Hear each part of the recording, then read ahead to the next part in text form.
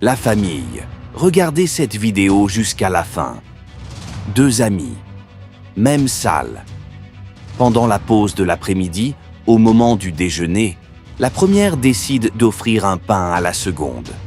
La seconde, forte de la puissance de Jésus, sentit le danger. Son esprit sortit brièvement. La première soufflait sur le pain pour l'empoisonner. Mais l'esprit de la seconde retira le poison d'un geste. Puis, elle se rassit calmement.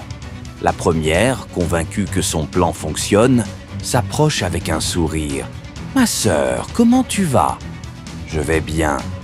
Je t'ai apporté un pain. Merci beaucoup. » La seconde, certaine qu'il n'y a plus aucun poison, commence à manger. À la première bouchée, la première ressent un violent coup au ventre.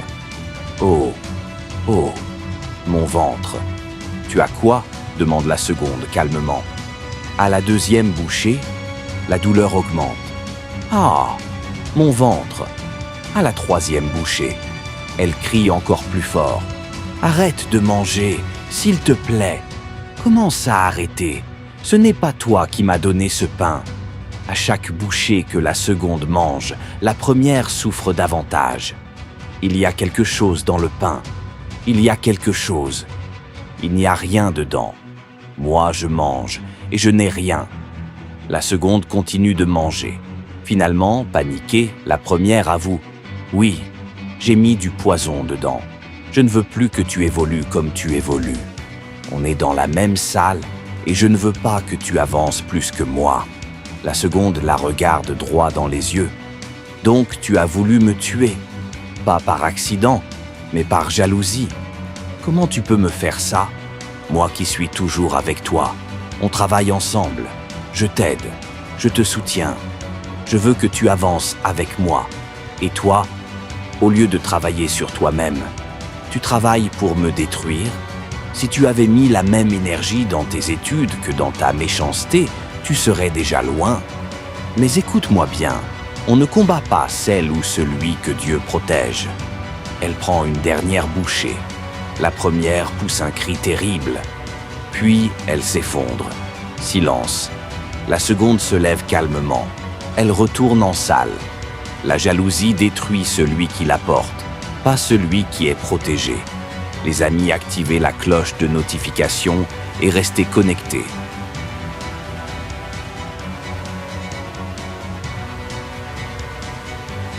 L'argent facile peut cacher une destruction invisible. La vigilance spirituelle est une protection. Quand Dieu marche avec toi, aucune malédiction ne peut te contrôler. Une autre fois, deux filles se croisent sur le chemin. La première marche devant, puis, volontairement, elle laisse tomber une grosse somme d'argent. Elle continue d'avancer comme si de rien n'était. La seconde, en la croisant, voit l'argent au sol et s'écrie « Votre argent ! Votre argent !» Elle s'inclina et touche l'argent. À l'instant même, une force invisible tente de la traverser. Une énergie étrange cherche à pénétrer son esprit, à la contrôler, à la transformer. Mais à cause de la puissance de Dieu en elle, à cause de la présence divine qui la couvre, la force échoue. Elle se redresse immédiatement, consciente, stable, lucide. La première, qui observait de près, se retourne et dit « Suis-moi ». La seconde répond calmement « Pour aller où ?» La première est troublée. « Suis-moi », répète-t-elle. « Je te suis pour aller où ?» La première commence à paniquer intérieurement. « Ce n'est pas possible. Elle a touché l'argent. Ça devait marcher. » Elle insiste encore. « Suis-moi ». Cette fois, la seconde élève la voix. « Je ne te suis même pas. Dis-moi d'abord, pour aller où ?» La première s'énerve. « Mais tu as touché l'argent. Je te dis de me suivre. » La seconde la fixe intensément. « Donc, c'est comme ça que vous faites. Vous laissez tomber de l'argent. Pour rendre inconscient, n'est-ce pas?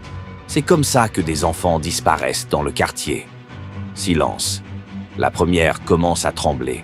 « Désolé, la vie est compliquée. Je n'ai pas d'autre choix. Combien de personnes as-tu déjà piégées? demande la seconde. C'est la troisième fois. Hier, j'ai piégé 2 garçons, mais ils sont encore en vie. D'où viens-tu? Je ne suis pas du quartier. J'ai loué ici pour accomplir cette mission. Qui t'a donné cet argent? Un grand maître. C'est un argent spécial. Quand quelqu'un le touche, il est lié. L'argent disparaît et revient vers moi pour continuer à piéger. La seconde recule. Jésus, comment as-tu pu accepter ça? La première pleure. J'ai eu trop de problèmes. Tout le monde m'a rejeté. La seconde répond fermement. Ce n'est pas une excuse. On ne détruit pas des vies parce qu'on souffre.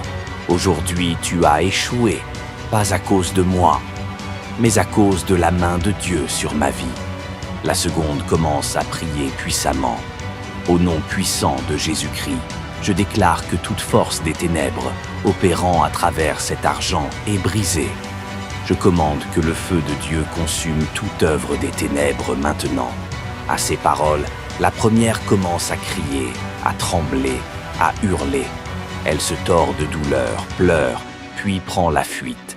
La seconde respire profondément, rend grâce à Dieu et continue son chemin. Mes frères et sœurs, soyez vigilants. Restez forts spirituellement.